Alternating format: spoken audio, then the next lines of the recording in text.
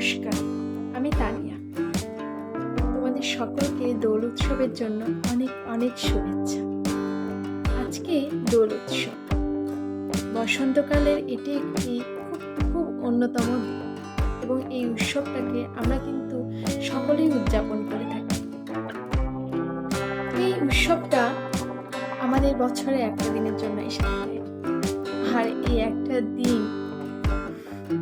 কি বলবো, সকলের কাছে খুব ইম্পর্টেন্ট।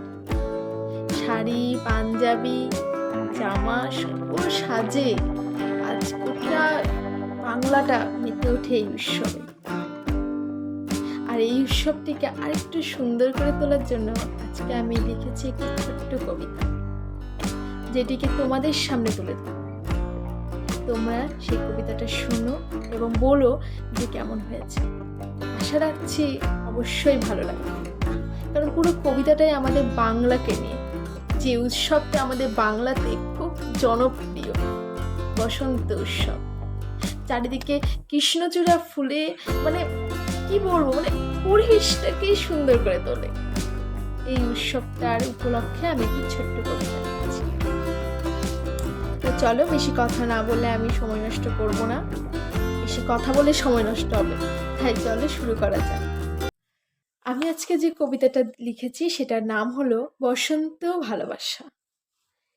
এই বসন্তের ভালোবাসাটা খুব কিন্তু অন্যতম, কারণ বসন্তকালের ভালোবাসাগুলো না ভীষণ সুন্দর হয়, খুব খুব সুন্দর হয়। একটা এই ভালোবাসার মধ্যে আলাদাই মধুরতা থাকে।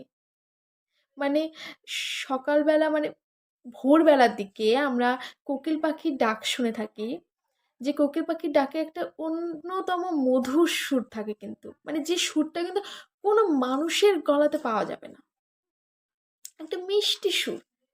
ঠিক এই সুরটা কাজ করে বসন্তকালে দোল উৎসবে। একটা অন্যতম ভালোবাসা, সকল নারী পুরুষের ভালোবাসায় যেন বাংলাটা আরো সুন্দর হয়ে ওঠে, আর দোল উৎসবটা যেন রাঙিয়ে যায়, নানান রঙে মানুষের জীবন রাঙিয়ে ওঠে। হ্যাঁ জানি সকলের দুঃখ থাকে, তবে এই দিনটাতে সবাই সবার দুঃখ ভুলে যায় এবং নানান রঙে রাঙিয়ে ওঠে। তো চলো শুরু করি আজকে আমার কবিতাটা। বসন্তের ভালোবাসা। শীতের শেষে আগমনে বসন্ত সুধা, দিন শেষে স্বপ্ন ছেপেছে বুকে গাথা। ভালোবাসার সুর শিউরে ঘনাচ্ছে চারিদিকে, নিক্ষিপ্ত মন ভরেছে ফুলের বাহারে।